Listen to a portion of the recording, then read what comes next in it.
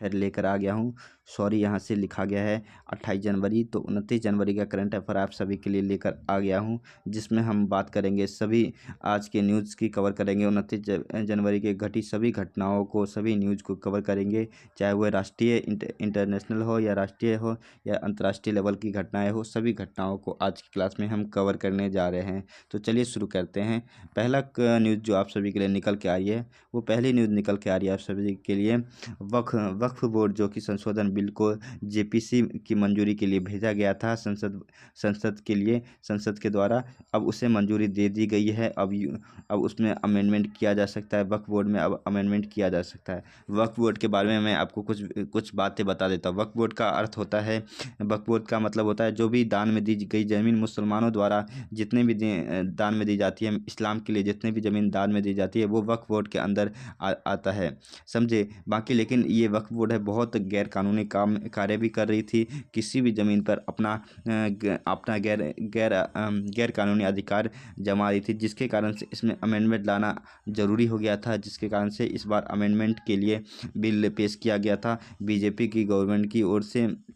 उसके बाद इसमें जेपीसी कमेटी के पास इसे भेजा गया और अभी मंजूरी मिल गया है। आप उसके बारे में कुछ इसमें देख सकते हैं क्या क्या बदलाव था। पहली था, वक्त ट्रिब्यूनल का फैसला आखिरी माना जाता था, उसे चुनौती कहीं नहीं दी जा सकती थी। अब क्या होगा, अब वक्फ बोर्ड ट्रिब्यूनल के फैसले को खिलाफ अब आप हाई कोर्ट जा सकते हैं, अपील कर सकते हैं, सुप्रीम कोर्ट भी जाके अपील कर सकते हैं। वहीं अगर बात करते उसके बाद दूसरा जो इस पे थी विवाद, किसी ज़मीन पर मस्जिद हो तो वो अपने आप वक्फ बोर्ड के अंदर चला जाता था, तो अब ऐसा नहीं होगा। अगर कोई ज़मीन वक्फ बोर्ड की मस्जिद है तो वक्फ बोर्ड के अंदर नहीं जाएगा, यानी उसमें जब तक लिखी हुई ज़मीन ना हो कि इसे दान में दी गई, तब तक ये वक्फ बोर्ड की ज़मीन नहीं होगी। बाकी अगर चौथी जो पॉइंट थी वो थी, वक्फ बोर्ड में महिला सदस्य नहीं हुआ करती थी, अब उसमें 2 महिला सदस्य होगी, 2 महिला सदस्य होगी, 2 गैर धार्मिक सदस्य भी होंगे जो इस धर्म से रिलेटेड नहीं होंगे, समझे। बाकी आप सभी के क्वेश्चन की बात करें तो क्वेश्चन आपको इस प्रकार पूछेगा कि वक्फ बोर्ड संशोधन बिल की जांच के लिए हाल में गठित जेपीसी अध्यक्ष कौन थी, जेपीसी कमेटी थी, उसके अध्यक्ष कौन थे।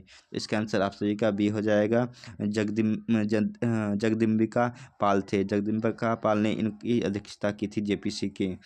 बाकी अगली जो न्यूज़ निकल के आ रही है आप सभी के लिए उत्तराखंड से। यूसीसी यूनियन सिविल कोड जो है वो लागू कर दिया है, यूके ने, उत्तराखंड ने लागू कर दिया है अब अपनी तरफ से, इसने अभी लागू कर दिया है।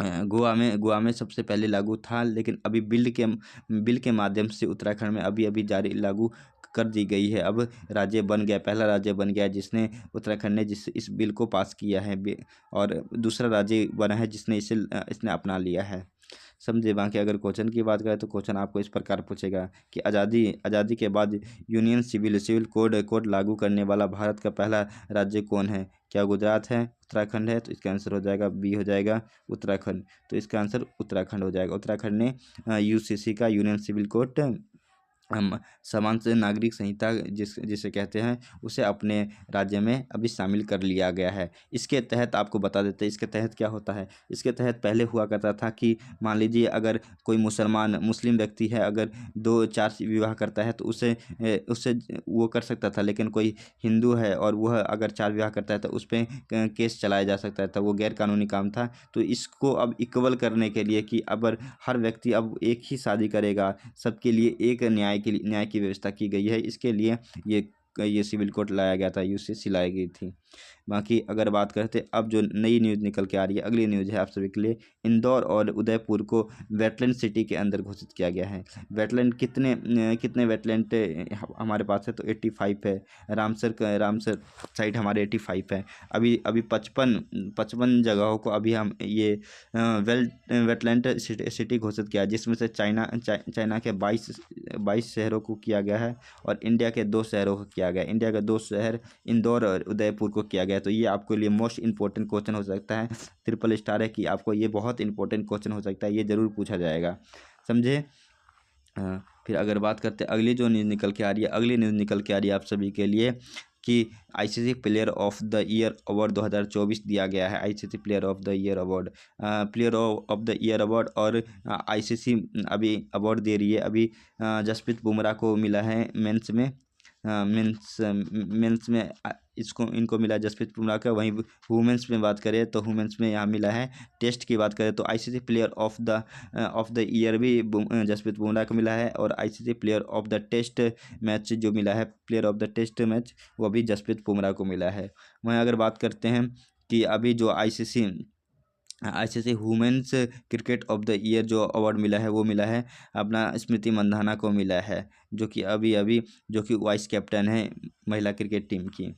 फिर अगर न्यूज़ की क्वेश्चन की बात करें तो क्वेश्चन आपको इस प्रकार पूछेगा कि वर्ष 2024 में ICC test player of the year किसे चुना गया है। वे क्या विराट कोहली है, जसप्रीत बुमराह है, रविचंद्रन अश्विन है, या रोहित शर्मा है। तो इसका आंसर आप सभी का बी हो जाएगा। जसप्रीत बुमराह को ICC test player of the year tournament से सम्मानित किया गया है, समझे। बाकी अगली जो न्यूज़ निकल के आ रही है, अगला क्वेश्चन भी आप कर ले पहले कि महिला वर्ग के लिए 2024 में ICC one day player of the year, one day में किसको मिला है ICC player of the year award महिला के अंदर। क्या हरमनप्रीत कौर है, स्मृति मंधाना है, या शेफाली वर्मा है। तो इसका आंसर आपका बी हो जाएगा, स्मृति मंधाना को दिया गया है। बाकी अगली न्यूज़ जो निकल के आ रही है आप सभी के लिए, उससे पहले एक और क्वेश्चन आप सभी का निकल के आ रहा है कि वर्तमान के आईसीसी के अध्यक्ष कौन है। आपको इसको कमेंट बॉक्स में जवाब देना है, समझे।